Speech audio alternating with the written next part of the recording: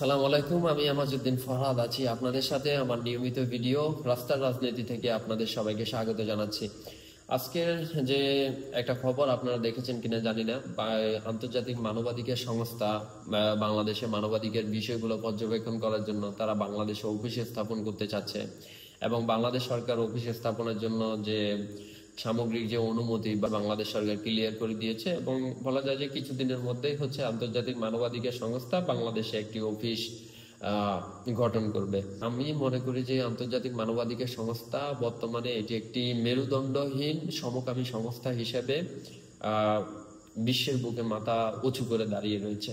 আপনি দেখেন যেখানে ফিলিস্তিনে প্রতিদিন হাজার হাজার মানুষকে হচ্ছে উপবাস রাখা হচ্ছে, যেখানে ফিলিস্তিনে প্রতিদিন শয়ে শয়ে শত শত মানুষকে হচ্ছে গুল্লি করে বোম মেরে নির্বিচারে হত্যা করা হচ্ছে, এই আন্তর্জাতিক মানবাধিকার সংস্থা কি ফিলিস্তিনের নিপীড়িত জনগণের পাশে কখনো স্ট্যান্ড নিতে পেরেছে বা তাদের জন্য ইসরায়েলের বিরুদ্ধে কোনো পদক্ষেপ নিতে পেরেছে? এই ইসরায়েলের বিরুদ্ধে পদক্ষেপ নেওয়া তো দূরের কথা, অন্তত পক্ষে একটি স্টেটমেন্ট দিতেও কি পেরেছে ইসরায়েলের বিরুদ্ধে? না, পারেনি।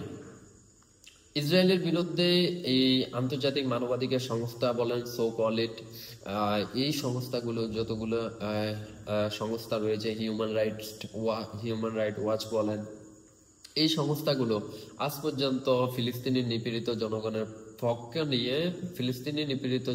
পক্ষ নিয়ে ইসরায়েলের বিরুদ্ধে কোনো পদক্ষেপ তো দূরের কথা, কোনো স্টেটমেন্ট পর্যন্ত দিতে পারেনি। তো এরকম একটি মেরুদণ্ডহীন, এরকম একটি সমকামী সংস্থা বাংলাদেশের মানবাধিকার কি পর্যবেক্ষণ করবে ভাই? এরকম একটি মেরুদণ্ডহীন নির্লজ্জ সংস্থা বাংলাদেশের মানবাধিকার কি পর্যবেক্ষণ করবে?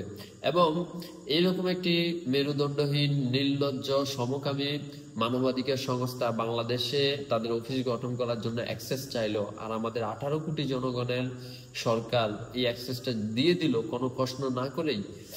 যদি আসলে বলে না যে প্রশ্ন করার জন্য হচ্ছে বুকের সাহস লাগে, আমি মনে করি আমাদের সরকারকে বোঝা উচিত যে তার পাশে 18 কোটি জনগণ, আদারওয়াইজ 18 কোটি জনগণ অথবা 20 কোটি জনগণের একটা স্ট্যান্ডিং সাপোর্ট রয়েছে। এই বাংলাদেশের 18 কোটি জনগণ অথবা হচ্ছে 20 কোটি জনগণ, যেটাই আমরা সংখ্যা অনুপাতিক বলি, এই সংখ্যা অনুপাতে আমরা যেটাই বলি, এই 18 কোটি জনগণ অথবা 20 কোটি জনগণের সাপোর্ট এই সরকারের সাথে রয়েছে। তাহলে এই সরকারের একটু মনোবলটা বাড়াতে তাদের সমস্যাটা কোথায়? তো এরকম একটি নির্লজ্জ মেরুদণ্ডহীন মানবাধিকার সংস্থা বাংলাদেশে অফিস স্থাপন করতে চায়, আর আপনার সাথে আমার সরকারের সাথে 18 কোটি জনগণের সাপোর্ট রয়েছে, আমার সরকারের সাথে, আমার দেশের সরকারের সাথে 20 কোটি জনগণ স্ট্যান্ড সাপোর্ট করে যাচ্ছে। এইরকম বিশাল একটা জনগণের সাপোর্ট সাথে থাকার পরেও কেন আমাদের সরকার তার মেরুদণ্ডটাকে সোজা করতে পারছে না? এটা আসলে বোধগম্য নয়। আমাদের সরকারের উদ্দেশ্যে বলি, আপনাদেরকে নিজেদের মনোবলটা বৃদ্ধি করা উচিত, নিজেদের মেরুদণ্ডটা সোজা করা উচিত, যাতে প্রতিটি বিষয়ে আপনারা হচ্ছে আপনাদের একদম আপনাদের যে বয়সটা যাতে আন্তর্জাতিক ময়দানে রেস করতে পারেন, এরকম একটা পর্যায়ে নিজেদেরকে নিয়ে আসা উচিত আমি এটা মনে করি। আসলে হচ্ছে কি বলবো, আমাদের রাজনীতিবিদদের হচ্ছে কি গোলামি করতে করতে তারা হচ্ছে অভ্যস্ত হয়ে গেছে, যার কারণে হচ্ছে তারা হচ্ছে সত্যকে সত্য বলতে পারে না এবং মিথ্যার বিরুদ্ধে কোনো স্ট্যান্ড নিতে পারে না।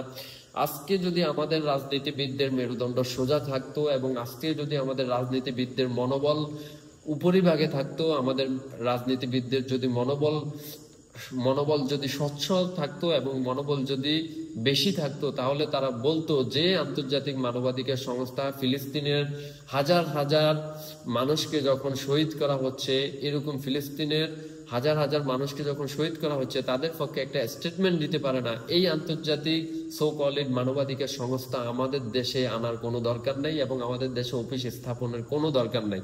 শুধুমাত্র এই সংস্থাটা দিয়ে সত্যি বলতে শুধুমাত্র সমকামী প্রতিষ্ঠা ছাড়া আর কোনো কাজ এই বাংলাদেশের জন্য হবে না।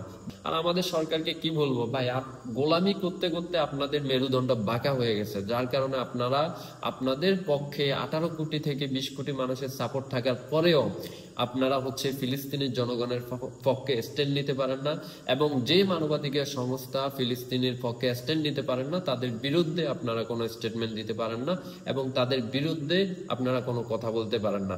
নির্লজ্জের মতো আপনাদের কাছে যখন এই দেশে অফিস স্থাপনের জন্য অ্যাক্সেস চাওয়া হয়, আপনারা অ্যাক্সেস দিয়ে দেন এবং হচ্ছে অফিস গঠনের জন্য যা যা করার আপনারা করে যান।